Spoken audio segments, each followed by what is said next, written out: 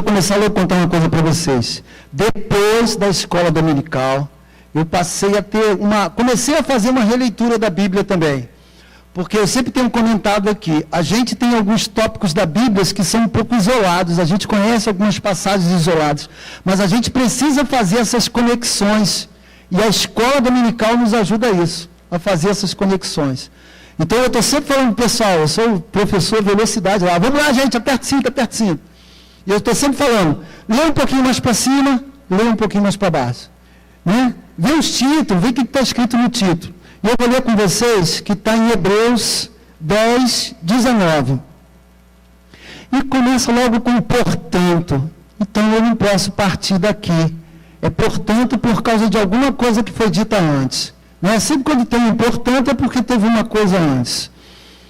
E o que está escrito antes no título, no 10.1, não é para imprimir, só para vocês terem uma noção. Está escrito assim, ó. O sacrifício de Cristo é único e para sempre. O sacrifício de Cristo é único e para sempre. Isso tem que estar preso no nosso coração, hein, gente? Porque no meio da caminhada vai surgir tantas coisas aí e achar que precisa de alguma coisa a mais. Então isso precisa do nosso coração. Então o sacrifício de Cristo é único e para sempre. Um pouquinho lá para frente ele fala do texto. Eu peço a vocês que leiam em casa. E depois vamos para o 19. 19. Hebreus 10, 19.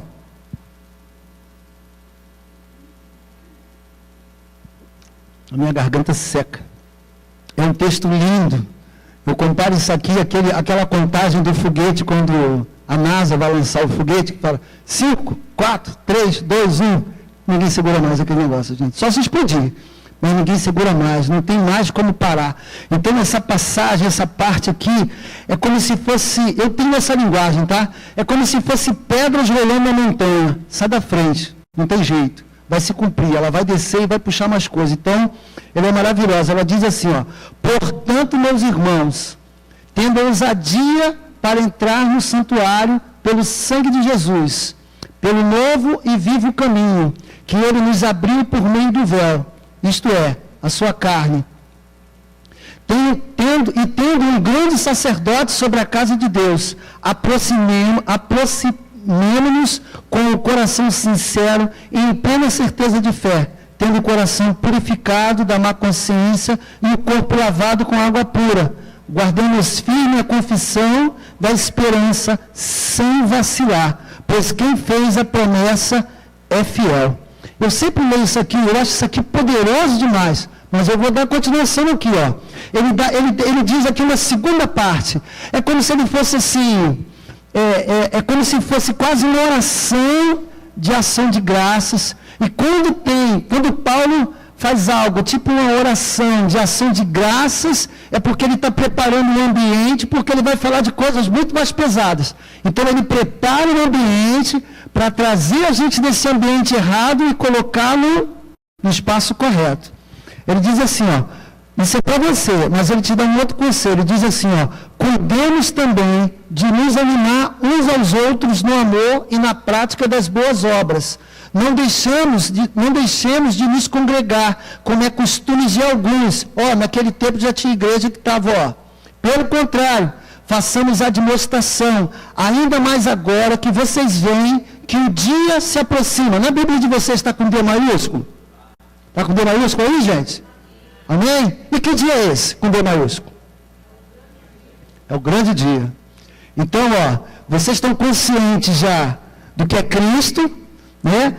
Do convite para entrar no santuário, faz todas essas coisas do convite, a autoridade que ele te dá, aí manda você cuidar daquele que está junto com você, porque ainda mais agora vocês veem que o dia se aproxima. Vocês estão vendo o dia que está se aproximando? Esse dia está se aproximando? Mas como é que a gente vê esses dias se aproximando? No Jornal Nacional?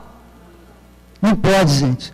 A gente vê os crentes, o Wellington estava conversando com a gente na escola, estava falando justamente sobre isso. A gente está fazendo comparativo com coisas que está acontecendo. O repórter está trazendo notícia dizendo que está acontecendo isso. Olha a guerra, olha isso, olha aquilo, e a gente está se apavorando. E a gente precisa encontrar dentro disso aqui. Se esse dia está se aproximando, e ele fala para nós admoestarmos uns aos outros em amor, porque muitos já estão se espalhando, então há algo que é importante que a gente deveria fazer é estar admoestando. É estar chamando aquele que está com a cadeira vazia. Aquele contato que a gente podia fazer pelo telefone, uma ligação que a gente poderia fazer. Porque esse tempo que nós temos vivido agora é um tempo muito difícil. É um tempo que a gente está olhando muito para os nossos problemas, para as nossas situações. Só que nós somos igreja. E esse grande dia está chegando. E a gente tem consciência desse grande dia. Então ele dá uma ordem aqui para a gente. É como se a gente estivesse fazendo contato, fazer contato com as pessoas que estão afastadas, que já não vem à igreja há muito tempo, saber se ele está bem. A pessoa que se converte e está aqui os primeiros dias. Porque muitas vezes a gente coloca muito na conta da liderança da igreja, mas você pode fazer um bem-estar para uma pessoa aqui dentro da igreja. Você pode cumprimentar essa pessoa, você pode perguntar o nome dela, você pode fazer contato. Então ele está falando justamente sobre isso. Aí tem a parte B, que é a parte pesada. Até então estava tudo lindo, estava tudo maravilhoso. Mas tem a parte B. E diz assim, porque se continuarmos pecando de propósito, depois de termos recebido o conhecimento da verdade, já não resta sacrifício pelo pecado. Pelo contrário, resta apenas uma terrível expectativa de juízo e fogo vingador, prestes a consumir o adversário. Aí ele fala sobre uma passagem, que é de Moisés, do Antigo Testamento, né? Quem tiver rejeitado a lei de Moisés, morre sem misericórdia, pelo depoimento de 2 ou 3 testemunhas. Imagina quanto mais severo deve ser o castigo daquele que pisou o Filho de Deus. Profanou o sangue da aliança, com o qual foi santificado, e insultou o Espírito da graça. Pois conhecemos aquele que disse. Aquele que disse, essas passagens aqui, a gente fica muito dizendo que é para as pessoas lá de fora. Mas é para cá. O que está escrito é para cá. Está escrito para aqui para dentro.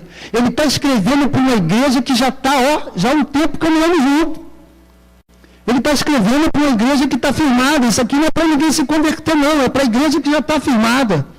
E o que ele diz aqui é muito forte e é muito sério. É muito sério o que ele diz aqui. Essa passagem está em Deuteronômio 32, 35. Eu não vou até ela, tá? Mas ela está em 32, 35. Diz assim, pois conhecemos aquele que disse, a mim pertence a vingança, eu retribuirei. E está escrito depois, e outra vez, o Senhor julgará o seu povo. Está falando do povo daqui, está falando do grande dia. Horrível coisa é cair nas mãos do Deus vivo. Essa então a gente usa para o povo da rua, né? Quando você caiu na mão de Deus, só que ele está falando para dentro da igreja. Então, o que a gente faz com isso? Porque falar isso para a igreja é muito difícil. Trazer esse assunto para a igreja é muito difícil, mas é uma realidade. E eu quero falar isso para os homens. Quero aliviar um pouquinho para as meninas e quero falar para os homens. Eu sinto muita falta do combate dos homens aqui com a gente. Sinto mesmo, de verdade. Sinto de verdade. Dos diáconos, dos introdutores, dos homens, né? A gente tem passado tantas dificuldades em relação a esse tempo aí de introdução. São tantas coisas que a gente precisa dos homens dentro da igreja. Amém? Então, Deus... eu quero trazer essa passagem para os homens, para que os homens tomem posição em relação a isso. Porque, olha só, quando a gente fala em pecado, a gente pensa logo na área sexual, né? Pecou, caiu, fez alguma coisa lá com a outra, fez... Mas não é esse tipo de pecado que ele está falando aqui. É sobre, muitas vezes, nós sermos negligentes. E ser negligente também desagrada ao Senhor. Ser negligente naquilo que você já ouviu é negligência, isso desagrada o coração de Deus. Isso é pecado. A gente fica muito com a cabeça no pecado em relação à área sexual, mas muitas coisas a gente precisa se colocar diante de Deus, ter vida de oração, ter intimidade com Deus, porque eu digo, intimidade com Deus a gente tem na nossa casa. É uma vida de oração que você tem que ter. Orar, orar, orar, até você ter prazer em orar. Porque muitas vezes, eu oro. Mas é orar. É ter talvez um momento determinado, ter um horário determinado e você ter uma comunhão com Deus dentro da tua casa. Você orar até você ter prazer de estar na presença de Deus. Porque Jesus, ele apresenta o Pai, ele apresenta Deus como Pai. E o Pai, ele quer um relacionamento com o Filho. O Pai também quer ter prazer no Filho. Quem tem filho aqui quer ter prazer. Quer que o filho tenha saúde, quer que o filho estude, quer que o filho se case, quer que o filho tenha filhos. Isso te dá prazer, te dá alegria. Mas também nós temos que ter alegria e prazer no Senhor. Prazer, no Salmo, no primeiro Salmo diz, eu tenho prazer na lei do Senhor. Vem aí para mim, por favor. O Salmo número 1. Amém. Eu lembrei aqui.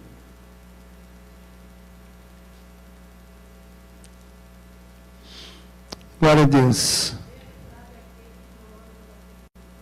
Prazer ao Pai. Lê mais alto, Helena. Nem se detém no caminho dos pecadores, nem se assenta na roda dos escarnecedores. Pelo contrário, o seu prazer está na lei do Senhor, e na sua lei medita de dia e de noite. Ele é como a árvore plantada junto à corrente de águas, e no seu devido tempo dá o seu fruto, e cuja folhagem não murcha, e tudo quanto ele faz será bem sucedido.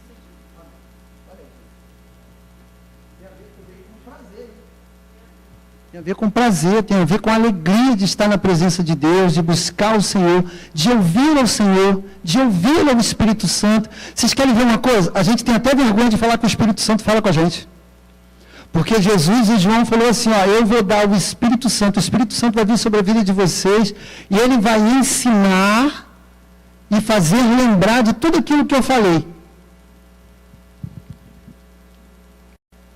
Muitas vezes o Espírito Santo fala com a gente nem aí. Quando? Deixa para lá. Né? Mas a gente precisa ouvir a voz do Espírito Santo. O Espírito Santo tem uma obra maravilhosa para fazer nas nossas vidas. E a gente precisa ouvir. Até de vez em quando fala uns negócios assim, Jonas, eu vacilei, patinei ali, porque o Espírito Santo falou comigo, mas eu não dei atenção. Ele vai nos guiar, nós não vamos estar sozinhos. Muitas vezes a gente deixa meio a Deus dará, a gente está meio que... a gente tem a dificuldade de aplicar isso que a gente está ouvindo para a nossa vida e a gente quer fazer exatamente da nossa forma, do nosso jeito. É sobre a nossa mão que o Senhor tem que trabalhar. O Senhor eu oro e o Senhor tem que fazer aquilo que eu peço, é sobre a minha vontade, não é o tempo do Senhor. Aquela coisa assim de seja feita a tua vontade, muitas vezes não está no coração da gente, e precisa estar. Amém? Amém. Bom, Jesus, ele nos deu algo que é tremendo e maravilhoso, que é a fé. Jesus é o autor e consumador da nossa fé. Mas o que acontece aí com a fé que a gente vê aí no mundo? Né? A gente faz uma confusão danada. Até na casa lotérica eu já peguei esse negócio. Fala assim, você quer fazer uma fézinha? Aí a gente vai meio que... A fé é um negócio meio... né? E essa fé é para quê, gente? Além de tantas coisas, né? A natureza da fé diz assim, a natureza da fé em Hebreus 11, está tudo juntinho ali, diz assim, ora, a fé é a certeza das coisas que se esperam, a convicção de fatos que não se veem. Pela fé os antigos obtiveram bons testemunhos, pela fé entendemos que o universo foi formado pela palavra de Deus, de maneira que o visível veio existir das coisas,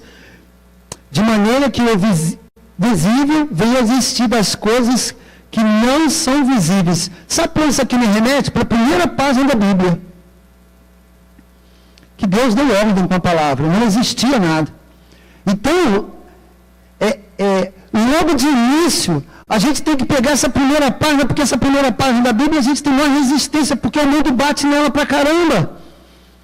A NASA está querendo encontrar vida em outros planetas para provar que a Bíblia está errada.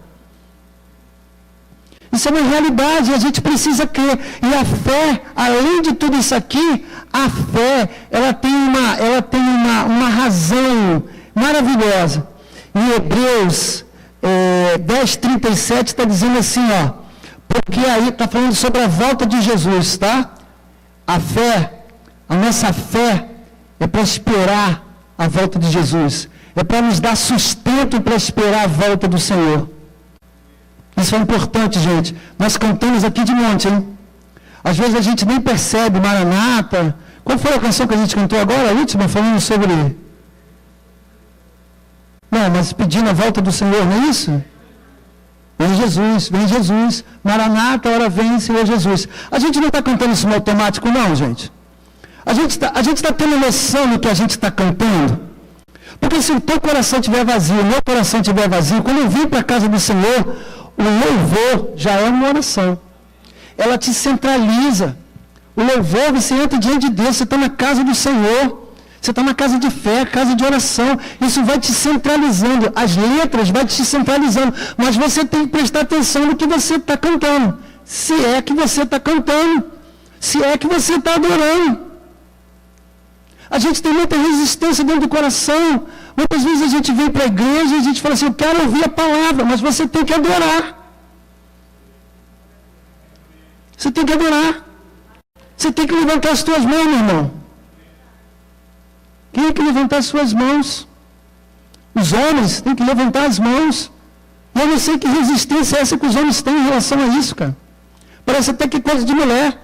Os homens são tão estranhos que eles falam assim, oração é coisa de mulher. Não é não, gente. Oração é de quem ama Deus. Nós temos que orar, nós temos que buscar a presença do Senhor. Os teus filhos, a tua esposa tem que ver você orando. A tua esposa e o teu filho tem que ver você de joelho orando, buscando a face do Senhor. Tem que ver, tem que ver. Você tem que trazer isso para os teus filhos. Olha, eu não sei qual a expectativa no coração de vocês. Eu prego sempre assim, gente. Eu vou deixando levar. Eu falo muito a Marilice que eu prego aqui à tarde. Eu falo, Marilice, eu fico admoestando a igreja o tempo todo, né? Eu só fico admoestando. É porque a gente precisa se movimentar. A gente precisa, quando Paulo falou essa parte aqui, falando sobre o acesso à presença de Deus, ele preparou um lugar. E falou assim, ó, vocês precisam sair desse lugar e ser transportado para esse outro lugar, o lugar de acesso. Vocês têm acesso, gente. Todos nós temos acesso. Olha, se eu for contar as histórias, eu recebi uma moça ali fora, que ela recebeu uma roupa que era de um centro espírita. Ela ficou com medo, chegou aqui. Irmão, eu queria que você orasse essa roupa aqui. Eu falei, por quê? Porque eu ganhei de uma moça do centro espírita. E ela, meio assim, evangélica, né, vai à igreja de vez em quando. Aí eu falei assim, por que você não ora? E até sugeri a ela, né? Eu falei, olha, todas as coisas que entram em casa, a gente ora. A gente ora mesmo, a gente ora pelo alimento, ora por tudo. Fez as compras, botou no sonho, já orou, Joana? Já. Tem que orar. Então você recebe algo, você tem que orar. Aí o que eu quero dizer é o seguinte, às vezes a gente traz para a igreja para colocar sob a responsabilidade de outra pessoa, se a própria Bíblia está dizendo que você tem acesso. Você tem acesso. Cristo morreu por você, Cristo morreu por cada um de nós. Você tem acesso, ó. Portanto, meus irmãos, tendo ousadia para entrar no santuário, pelo sangue de Jesus, pelo novo e vivo caminho. Esse é o novo caminho que ele está trazendo para você. Sai do caminho do engano, sai do caminho da mentira, sai do caminho da notícia do repórter. Eu não estou dizendo para você ficar alienado, não, mas não fica ligado, não, porque muita coisa que você ouve, na verdade, você tem que orar. Eu particularmente, eu gosto muito de orar. Tem uma situação que acontece lá na minha comunidade, que o Senhor já colocou no meu coração, o Espírito Santo já colocou no meu coração, eu até comentei com o pastor Rafael, eu preciso orar por aquele lugar. Aí se você for pensar, mas eu vou orar porque, gente, tem muita coisa para orar. Tem muita coisa para você colocar diante de Deus, tua família, tua comunidade, o governo, tudo. Você tem que orar, se Deus colocou no teu coração, comece a orar por isso. E eu estou sentindo uma dívida de oração minha, de orar pela comunidade, pela quantidade de jovens que tem lá. Não estou nada contra o lazer das pessoas, acho que as pessoas têm que se divertir, e o lazer é importante, né? E isso é importante, mas o que tem acontecido são coisas que não é legal, que a gente precisa orar. A gente precisa interceder, porque a gente está vendo jovens se perdendo nas drogas, a gente está vendo jovens se perdendo no álcool. Eu não posso ficar quieto em relação a isso. Eu vou contar um negócio para vocês que eu não ia contar. Eu nasci lá dentro daquela comunidade, desde pequenininho. Tenho no colo da minha mãe naquele lugar. E meus pais têm uma casa lá, o primeiro e o segundo andar. E minha mãe me deu essas casas, e eu fiz de lá um comércio. A situação está meio difícil em relação ao trabalho, eu falei com meu pai, meu pai falou assim, Jonas, vende aquilo lá. Aí o pessoal vem e fala assim, não, cara, vende não, aluga. E as pessoas querem me dar um aluguel de 1.200, 1.000 e tanto, resolveria os meus problemas, hein, gente? Mas eu não posso compactuar com aquilo. Eu não posso ser participante e alugar um bar, o povo encher a cara de cachaça. Contribuir, colaborar com o que está acontecendo naquele lugar. Então, é meu particular, o Senhor tem colocado no meu coração. E eu estou abrindo mão disso, gente. Eu não estou falando isso para vocês, Jonas é poderoso. Não é isso não, gente. E dói, porque muitas vezes vem dúvida no coração, será que é isso mesmo? Mas é isso que a gente tem que fazer. Porque muitas vezes, para obedecer o Senhor, vai doer alguma coisa. É uma cirurgia. É uma cirurgia, a gente tem que passar por essa cirurgia. A gente tem que se sujeitar a essas coisas, porque é um processo.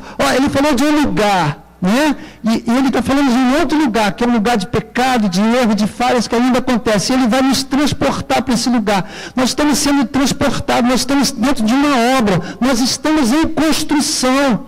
E muitas vezes isso dói. Construção faz poeira, faz barulho, faz quebra-quebra. E nós estamos em obra, gente. Vai ter quebra-quebra, tem hora que vai doer, tem hora que a gente vai até se machucar nessa construção também. Mas a gente tem que confiar que é o Senhor que está no controle de todas as coisas. A gente tem que confiar que é o Senhor que está nos guiando, que nós temos o Espírito Santo de Deus. E fala sobre fé. Temos que ter fé. E a fé é no Filho de Deus. Se você for ver todo o Evangelho, a insistência de Jesus para que as pessoas cresçam em Jesus. Crê no Pai, crê também no Filho. Crê em Jesus. Não às vezes a gente tem um relacionamento, com Deus que é um relacionamento de troca. É um relacionamento de troca, porque o coração da gente é mau. Nós temos maldades também no nosso coração, e a gente tem um relacionamento de troca muitas vezes com o Senhor. A gente tenta negociar muito, mas não adianta negociar com Deus. Deus não é brasileiro, gente. Deus não dá jeitinho, não. Deus não dá jeitinho. Ele vai pela palavra dele. Ele é fiel à palavra dele.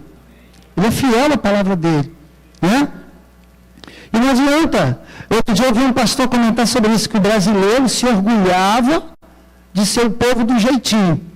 Mas, gente, olha só. Enquanto a gente for o povo do jeitinho, a gente nunca vai fazer da maneira que tem que ser feito. A gente sempre vai dar um jeitinho. Eu estou na estrada, o meu carro quebra, eu coloco um arame no carro, consigo fazer o restante da viagem e vai ficar ali, com arame, porque eu dei um jeitinho. E a gente nunca vai ter a responsabilidade de fazer do jeito que tem que ser feito, fazer da forma correta. E a gente tem que tirar esse título nosso de o povo do jeitinho. Nós somos o povo da verdade, o povo que quer a verdade, o povo que faz de forma correta, que faz de forma honesta. Isso é importante para cada um de nós.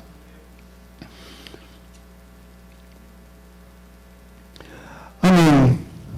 Olha, tem uma outra passagem aqui que fala sobre, que está em Hebreus também, que é algo que é importante que seja colocado aqui, que é Hebreus 12. Jesus, autor e consumador da fé. Eu quero ler para vocês.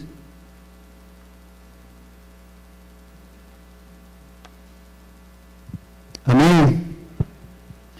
Está dizendo assim, portanto, amém? Jesus, autor e consumador da fé. Olha o processo, como é que a Bíblia nos orienta a fazer.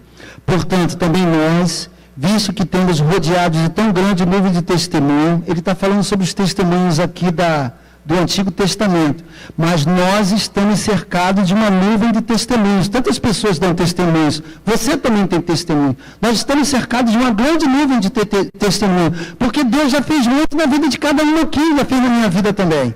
Então nós estamos cercados, rodeados de tão grande nuvem de testemunhos. Livremos de todo peso e do pecado que tão firmemente se apega a nós e corramos com perseverança a carreira que nos está proposta. Deus tem um negócio com a gente aí. Ele nos propôs uma carreira. Amém? Você pode bater assim no teu peito assim, ó, o Senhor me propôs uma carreira. O Senhor me propôs uma carreira, cada um de nós. O Senhor nos propõe uma carreira. Mas Ele está falando aqui, ó, livrando-nos de todo peso e de todo pecado que tão firmemente se apega a nós e corramos com perseverança a carreira que nos está proposta. Fazendo como? Olhando firmemente para o autor e consumador da fé, Jesus, a qual, em troca da alegria que lhe estava proposta, suportou a cruz. Sabe o que eu penso sobre isso aqui? Esse texto não está dentro da Bíblia, mas eu viajo, gente. Olha, Jesus morreu e ressuscitou, teve aqueles períodos com os discípulos, depois Ele ascendeu ao céu. Ele falou assim, ó, eu vou para o Pai para que o Espírito Santo venha. Vocês conseguem imaginar quando Jesus estava chegando diante de Deus? Já pensaram nisso? Porque Ele estava na cruz, Ele falou assim, ó, está consumado. Você consegue imaginar Jesus chegando diante do trono de Deus? Porque a Bíblia diz que Ele sentou à destra de Deus. Alegria. Está consumado. Eu fiz o que tinha que ser feito. Está tudo preparado. A minha parte já foi feita. Já está tudo... Uma parte, né? Essa parte já foi feita. Já está tudo preparado. Está consumado. A gente tem estudado isso na escola. Isso toma o coração da gente de uma forma tal... Porque é uma alegria que lhe estava proposta. Aqui, ó, a alegria que lhe estava proposta. Suportou a cruz, sem se importar com a vergonha. E agora está sentada à direita do trono de Deus. Portanto, pense naquele que suportou tamanha oposição dos pecadores contra si mesmo, para que você não se canse e nem desanime. Olha, gente, o que Jesus suportou na cruz, Ele suportou calado. Quando Jesus estava andando, quando Ele ia à sinagoga, Ele sempre combateu, mas na cruz foi calado. Calado por nós. Entregue como ovelha, calado. Então a gente tem que ter muitas vezes isso como exemplo na nossa vida. Outro dia eu estava passando por uma situação particular minha, Antônio, que eu falei, cara, eu tinha que ter ficado calado, como Jesus. Que não foi fácil para Ele também. Desce daí. Desce daí, faz algo por ti mesmo. De tudo que aconteceu, de toda a perseguição. E Ele se entregou por nós. Ele se entregou. Jesus é homem, gente. Jesus é firmado. Jesus, Ele cumpriu o propósito. Cumpriu o propósito de coragem. E um exemplo para nós, para que nós sejamos corajosos também. Porque muitas vezes para mim, é impossível. Alguém vai me falar, vai me afrontar e eu vou ficar calado. Mas às vezes a gente vai ter que ficar calado, fechar a boca, como ovelha. É um exemplo para nós. E ele diz aqui, tomando a posição dos pecadores contra si mesmo, para que você não se canse e nem desanime. Quando surgir situações, você tem que olhar para Jesus. Não é olhar para a situação. Não é ficar calculando o que vai acontecer. É olhar para Jesus, orar, buscar o Senhor, se prostrar diante do Senhor. A gente precisa dessa vida de dependência, a gente precisa dessa vida de se prostrar diante do Senhor. A gente precisa disso, gente. A gente precisa disso. Isso não é só feito na igreja, isso é feito na igreja em conjunto, todos aqui, é bom. Mas a gente precisa dessa vida de oração, a gente precisa dessa vida de entrega, porque tem situações que a gente vai passar, que é tempestade. E ele diz assim, ó, constrói uma casa sobre a rocha. Jesus não escondeu nada, gente. Vai vir chuva sobre cada um de nós. Vai vir tempestade sobre cada um de nós. Olha a situação aqui do Alexandre e da Mônica. É uma tempestade, gente. Uma perda, uma tempestade. Você tem que estar com o coração muito firmado em Deus. É a tempestade que acontece nas nossas vidas. E a gente tem que estar muito preparado para isso, com o coração muito quebrantado, para se prostrar diante de Deus. Né? Se colocar diante de Deus e falar assim, Senhor, que seja feita a tua vontade. Que seja feito da tua forma, do teu jeito. Eu recebo, Senhor. Eu aceito, consolo meu coração. Porque a perda de parente, a perda... É muito difícil, gente. É muito difícil. É muito difícil. Eu passei por situações de perdas com a minha mãe que... quando eu paro para pensar, eu falo, caramba, eu não sei como é que eu suportei tudo aquilo. hospital, eu fiz o sepultamento da minha mãe. Isso já tem mais de 3 anos. Depois nós fomos lá para tirar os restos mortais da minha mãe. E a minha irmã falou, não vou aguentar, tinha que ter alguém lá para ver. Eu fui lá ver. E confiante, gente. Não entendendo muito. Mas a minha mãe aceitou a Jesus como Senhor e Salvador da vida dela. Isso é tudo para mim, isso é tudo para mim. Aí eu perguntei assim, mas é só isso aí? Minha mãe foi enterrada no chão, porque ela queria ser enterrada no chão, na terra. E não sobra muita coisa não, gente. Eu não sei se vocês já viram isso. E eu falei, é só isso, deu numa caixinha. Mas eu falei, ele vai voltar. E ela vai ressuscitar. Ele vai ressuscitar primeiro, ele nos honra de uma forma tal, que ele fala assim, os que morreram ressuscitarão primeiro, ele vai te honrar. Se você morrer antes da volta de Jesus, olha que assunto sinistro, gente. Se nós morrermos antes da volta de Jesus, ele vai nos honrar. Porque nós vamos descansar em Deus. Esse assunto é meio ruim para a gente, né? É difícil para a gente, mas é uma realidade, gente. A gente precisa cair. Então, é como se fosse assim, enquanto é dia. O pastor João Paulo teve aqui, eu gosto muito daquela passagem da mulher do poço, que Jesus encontrou aquela mulher, eu acho aquilo ali, gente, pelo amor de Deus, aquilo é tremendo demais. E aí Jesus conversa com a mulher, aí a mulher vai para a cidade, os discípulos chegam com pão, aí os discípulos assim, come pão, Jesus. Não vou comer pão.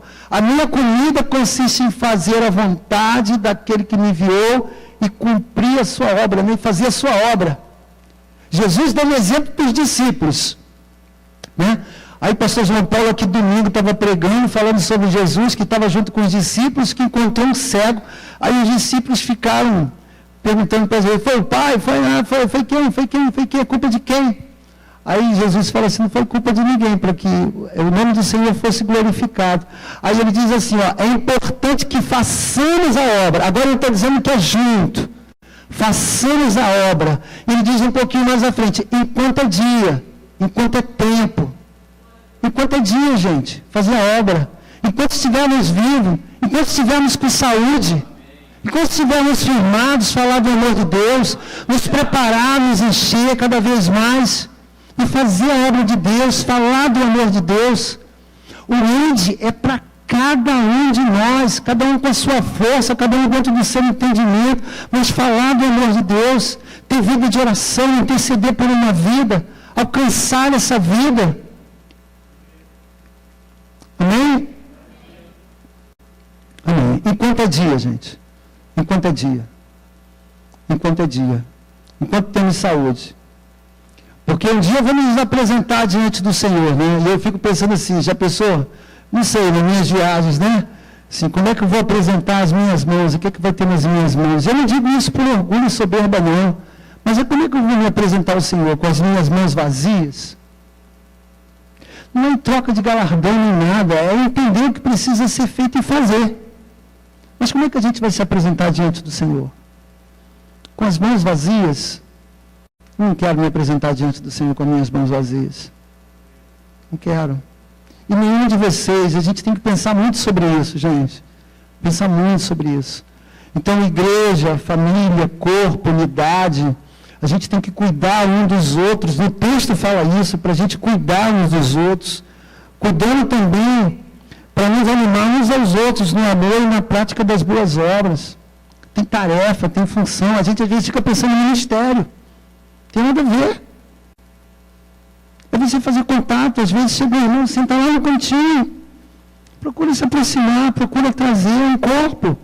E ele precisa, a gente canta, um corpo bem ajustado, totalmente ligado, e tem um pedaço do corpo lá. Porque veio. Porque, olha, gente, é uma oportunidade, eu digo assim, as portas abertas, graças a Deus. Mas aqui dentro também precisa ter um povo que ama. Porque senão não adianta as portas abertas. Tem que ter um povo que se move. Né? Tem que ter um povo que se move. Tem que ter homens aqui que levante as mãos. Tem uma passagem bíblica que Paulo orienta os homens e fala assim, eu quero, pois, que todos os homens orem em todos os lugares, com as suas mãos levantadas, sem animosidade. Né? Os homens precisam ser homens de oração. No teu trabalho, onde você estiver, na tua faculdade, procura estar preparado para isso, porque Deus vai trazer. Se você estiver com o coração quebrantado em relação a isso, é o Espírito Santo que vai trazer. Eu estou disposto, eu sou luz, eu sou sal. A Bíblia diz isso logo no início, lá em Mateus, no Sermão do Monte, ele fala justamente sobre isso. Ele está quase profetizando, ele fala assim, vocês são sal, vocês são luz. Se o sal se tornar insípido, do que adianta? Que sal que nós somos? É o sal que faz a diferença. É o sal que faz a diferença na vida do outro. É o sal que faz a diferença no teu trabalho, na tua faculdade, na tua família, na tua casa. Depois ele diz que nós somos luz. Não pode se esconder um luzeiro sobre um monte. Não pode colocar debaixo de uma cama. Ele tem que estar em um lugar alto para iluminar todos que estão na casa. Você vê a responsabilidade que você tem? Você viu a responsabilidade que ele nos dá? Não como peso. Ele falou que você é a luz, pronto. Você é a luz, você está diante do Senhor. Amém? Só que essa luz ela tem que estar num lugar alto, para trazer luz sobre todos que estão na casa. A Bíblia diz isso. Então você tem que ser um reconciliador. O ministério da reconciliação, que eu gosto de ler aqui tanto. O ministério da reconciliação, como se Deus falasse através de nós. Levando homens a Cristo, levando homens a Deus, levando mulheres a Deus, levando crianças a Deus, falando do amor de Deus. Amém?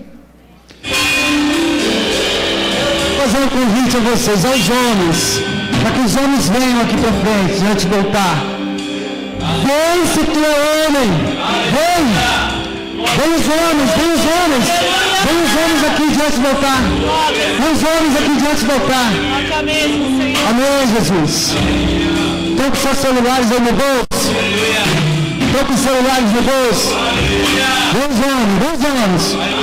Vamos, vem. Vem, espalha aqui, se espalha aí. Espalha aí. Amém. Amém, glória a Deus. Espalha, gente, espalha para cá. Espalha para cá. Vai fazendo fundo aí. Às vezes estava falando aqui sobre pecados, sobre essas situações difíceis, os homens são muito atacados. A gente sabe disso. Muito atacado. Eu fiquei pensando em casa, eu estava vendo isso aqui, eu pensei em guerra. Eu vi os homens indo para as guerras e as mulheres saindo com as crianças e com os idosos. Mas tem situações de guerra que os homens vão para a guerra, mas as mulheres também vão para curar aqueles que estão lá feridos. Então as mulheres aqui têm uma finalidade também. Depois eu vou pedir vocês para levantar as mãos, tá? Para orar pelos homens. Agora eu quero pedir uma coisa a cada um aqui, que pegue o seu celular. Cada um pega o seu celular, por favor. Eu não vou consagrar celular não, tá, pastor? Tem uma finalidade, eu já quero fazer isso há um tempo já. Não é consagrado não. A gente sabe que a internet é um grande ataque para as nossas vidas e para a vida dos homens. Então eu quero que vocês levantem o seu celular. Pode ser uma porta de entrada para um pecado. Pode ser uma porta de entrada. Se não tiver com o celular, levanta a sua mão. Pode ser uma porta de entrada na sua vida, um ataque do inimigo. Eu não estou aqui consagrando objetos, a intenção não é essa, mas é a gente entender que existem portas que podem ser portas abertas de ataque das nossas vidas, de nos desviar do caminho, de surgir situações que a gente sabe que existe muito ataque. Então eu quero que você feche os teus olhos, coloque a mão no seu coração e você declare comigo: Senhor, está fraco. Senhor, nós queremos colocar nossas vidas diante de Ti. Somos homens, Senhor, somos sacerdotes, porque o Senhor nos levanta como sacerdote. A Tua palavra fala que nós somos cabeça, nós somos sacerdotes dentro do nosso lar, dentro da nossa casa. Nós queremos tomar posição para aquele do nome de Jesus, de todo ataque que possa acontecer sobre as nossas vidas. Então nós queremos colocar esse objeto diante de Ti, para que não entre o pecado através disso, para que eu possa resistir, Pai querido, em nome de Jesus. Pode guardar o celular. Amém. Continua com a mão levantada. Agora eu quero que as mulheres levantem as mãos. Olha a função da mulher, né? Olha a função. A Bíblia diz que o homem, vai gerar polêmica agora, então só um pouquinho. A Bíblia diz que o homem, ele tem que amar a mulher como Cristo ama a igreja, né? O homem tem que amar a mulher como Cristo ama a igreja. Então o homem tem que entender como Cristo ama essa igreja antes de até mesmo amar a mulher. Ele precisa entender esse mistério aí, como Cristo ama a igreja. E a mulher tem que o quê? Honrar o esposo. Não é honrar não. Me ajuda, pastor Rafael. O tempo está passando. Isso, eita, submissas, mulheres submissas. Que as mulheres sejam submissas aos seus maridos. A gente só fica com essa parte, né? Mas o segundo ponto, depois de uma vírgula, diz assim: como ao Senhor. Se a mulher for submissa ao Senhor, ela consegue ser submissa ao marido, e ela vai entender que essa submissão não é de se prostrar e o marido pisar nela, não. A gente não está falando, a intenção dessa reunião não foi falar sobre casais, mas a gente precisa tocar um pouquinho nesse assunto. A mulher tem que ser submissa a Deus. A mulher precisa ser uma mulher de oração. A mulher precisa ser aquela mulher que prepara a flecha. Porque o guerreiro é o homem. Guerreiro é o teu filho. Guerreiro é o teu marido que precisa de oração. Porque ele é o cabeça e ele precisa estar no posicionamento. Então a mulher é aquela que prepara a flecha. Que na guerra atual é aquela que prepara a bala, que coloca pólvora dentro da bala e prepara a bala para o teu marido atirar. E não é para atirar, para matar não. Para atirar em oração, para apontar para o céu, para buscar a presença de Deus. Amém? Então vamos orar, vamos levantar as nossas mãos. Pai querido, em nome de Jesus, nós queremos colocar nossas vidas diante de Ti. Cada homem, cada mulher, Pai querido, em nome de Jesus, nós queremos colocar o nosso coração diante de Ti. Trabalha, Senhor, em nome de Jesus, sobre tudo que foi dito aqui. Talvez uma frase, talvez uma palavra venha despertar. Que o Espírito Santo venha trabalhar sobre essas vidas, sobre as nossas vidas. Nos abençoa, Pai querido. Vem com a Tua graça, com a Tua misericórdia, porque o grande sacrifício que o Senhor fez por cada um de nós, e esse sacrifício não foi em vão sobre as nossas vidas, porque nós estamos diante de Ti, estamos diante da Tua presença. Então nos levanta no posicionamento que o Senhor quer que a gente venha se levantar. Abençoa essa casa, abençoa esse culto que é feito em direção aos homens, abençoa o culto que é feito em direção às mulheres, abençoa os cultos dessa casa, Pai querido, dessa casa de oração, abençoa os pastores, abençoa os ministérios. Senhor, nós te damos graça e nos rendemos a Ti, Senhor, te louvamos e te bendizemos, em nome de Jesus, amém.